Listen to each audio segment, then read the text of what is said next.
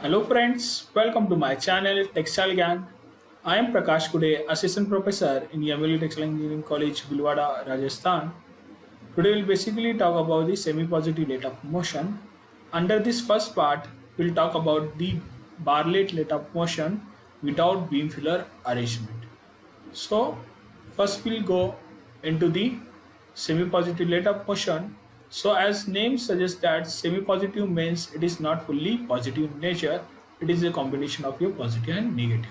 So in semi-positive rate of motion, the reverse beam is rotated positively, but the amount of rotation of your beam is controlled by warp tension itself. Even though in this case your warp beam is rotated positively, but the rotation of beam is controlled by the warp tension itself. So how this can be happen in this case? This has been done in such a way that as there is an increase in your warp tension, the let off need to be increases. That means that if there is increase in your warp tension during that period, we need to increase your let off speed, or you need to increase your weaving warpers let off speed, so that your warp sheet can be released from the reverse beam. So due to that, the tension in your warp sheet has been decreases.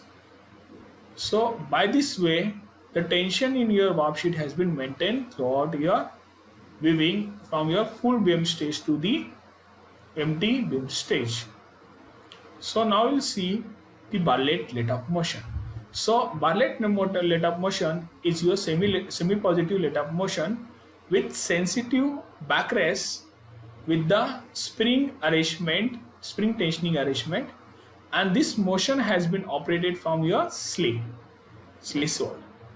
So now we'll see the basic construction of your Bartlett rate of motion. In this figure, we can see that a sensitive backrest A is supported with two arms B and D, which is fulcrum at on shaft C, and one end of this arm D is connected with the spring-loaded lever E, which is oriented horizontally, and a strong spring F is mounted on this lever, which pushes a fixed bracket and presses against the collar G on this lever, so that the backrest has a tendency that it rises against the warp sheet, and the spring loaded lever is bent at the other end, if you see here, and is connected through a small spring gauge at to the one end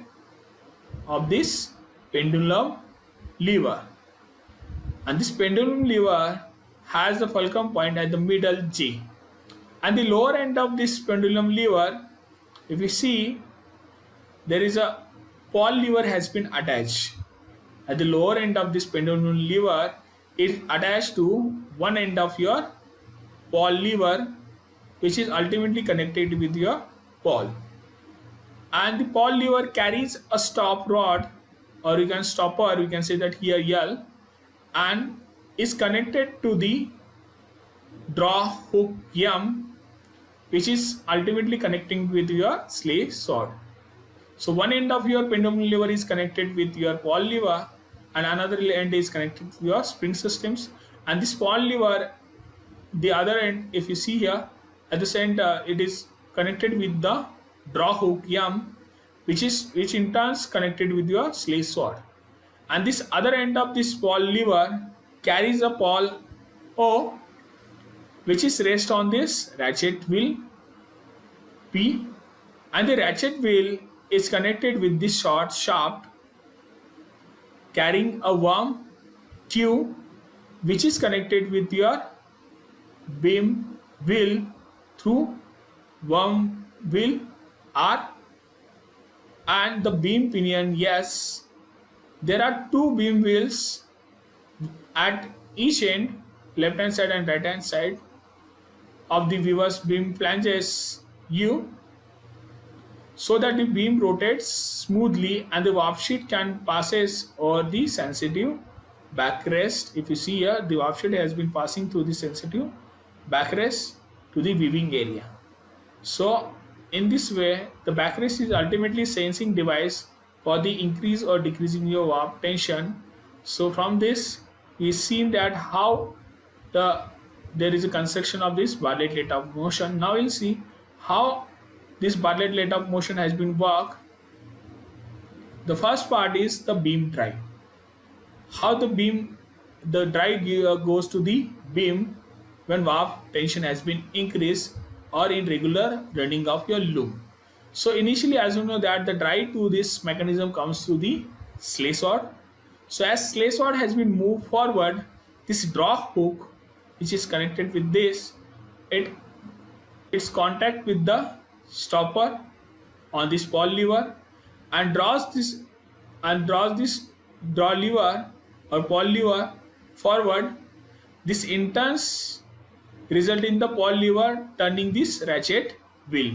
So as sleigh has been moving forward, due to that this draw hook will be also connects with this stopper, and due to this connection of your draw hook with the stopper, if it is taking back forward during that period, this pawl lever is also moving forward. Due to that, the pawl has been drawing this teeth on your ratchet, and ratchet wheel has been moved. So due to this motion to the ratchet wheel has been transmitted to the beam wheel through the worm and worm gear arrangement, worm reduction arrangement. So this is the regular motion which has been given to the beam wheel when sleigh has been moving to and fro. So now we'll see when there has a tension has been increased at that particular period, because the motion which is coming from your sleigh, that is your continuous motion. So during that period your beam wheel is rotating that constant rotation, but during certain cases that could be chances that the warp tension in the warp sheet has been increased. So during that period, how this mechanism is activated, during that period your beam wheel should be rotated more fastly as compared to the regular speed. So in that case, if warp tension has been increases above its normal, the sensitive backrest will be depressed down to a greater extent. So due to that, the spring lever has been moved towards the right hand side. As the backrest has been moved downward due to tension, increasing tension, so due to that, this spring lever has been moving towards the right, and due to that, this pendulum lever will be takes the stopper near to the draw hook. So during that period, this pendulum lever has been moving to the left hand side. Due to this, the stopper will be comes near to this draw hook, so that the throw of this pawl has been increases, and through that the ratchet wheel and the worm and worm arrangement, the beam will get the motor greater rotation of your beam wheel has been taken place, and due to that the reduction in your warp sheet tension has been taken place. So this action ensures the higher tension in the warp has been compensated or reduced or released. In similar manner, a decrease in your warp tension causes the whole assembly to move to the back side and or left hand side, and this has been sensed by your backrest. Basically, in earlier times, the Bartlett let-up motion has been used without beam filler arrangement, and it is basically suitable for your heavy fabric production, so especially in woolen and worsted weaving. So basically, now I'll explain this mechanism in Hindi for some better understanding also. So, firstly, in this, जो beam को जो drive आ रहा है, that is ultimately comings to the sley, and sley के ऊपर हमारा यहाँ पे ड्रॉ हुक है, एंड ड्रॉ हुक के ऊपर एक देख सकते हो there is a pawl lever has been there, on pawl lever के ऊपर हमारा एक स्टॉपर कनेक्टेड है, एंड यहाँ पे पॉल है, दिस इज योर रैचेट, यहाँ पे worm wheel, then beam pinion, and through this we get the drive to the beam wheel. तो फर्स्ट मेन सेंसिंग डिवाइस जो है यहाँ पे that is your back rest. तो बैक रेस्ट के ऊपर ये देख सकते हो यहाँ पे 2 आर्म्स है, उसका फुलक्रम पॉइंट यहाँ पे है and there is a spring lever, उसके ऊपर एक स्ट्रॉन्ग स्प्रिंग अटैच है। तो जैसे ही वार्प शीट के ऊपर टेंशन इंक्रीज होता है सर्टन केस में, तो क्या होगी, वार्प बैक रेस्ट नीचे डिप्रेस होगी। ड्यू टू दैट जो स्प्रिंग लीवर है वो राइट साइड में मूव होगा। So due to this the pendulum lever is also moving to the left hand side as the here is the fulcrum point of pendulum lever. जैसे ये right hand side में move होगा तो pendulum lever क्या होगा, left hand side में move होगा। Due to this stopper has been comes near to this draw hook, तो उसके कारण क्या होगा, पॉल जो क्या करेगा, रैचेट को ज़्यादा मूवमेंट ज़्यादा देगा। So due to that there is more movement of worm and worm wheel like this beam has been rotated more as compared to the regular movement which has been coming through the slave. Regular में यानी कोई भी हर period में क्या हो रहा है, जैसे स्लेव फॉरवर्ड मूव कर रहा है उस पीरियड में ड्रॉ हुक के थ्रू पॉल लीवर को मूवमेंट आ रही है। पॉल लीवर रेगुलर इंटरवल में जितना टीथ मूव करना है रैचेट को मूव कर रहा है और बीम व्हील कंटिन्यूसली रोटेट कर रहा है। बट सर्टन इंस्टेंट में क्या होगा, वार्प शीट के ऊपर जब टेंशन इंक्रीज हो रहा है during that period this back rest has been moving downward.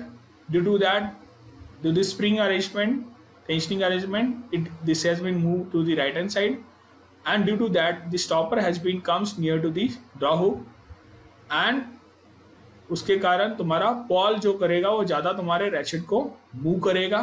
Due to this beam wheel has been rotated fastly and this mechanism is basically suited for your woolen and worsted weaving. Thank you so much guys. I hope you understand this working principle of your Bartlett let-up motion without beam filler. In my next video we'll talk about the Bartlett let-up motion with beam filler arrangement. Thank you so much. Stay tuned to my channel, subscribe my channel, don't forget to like, share and comment on this video.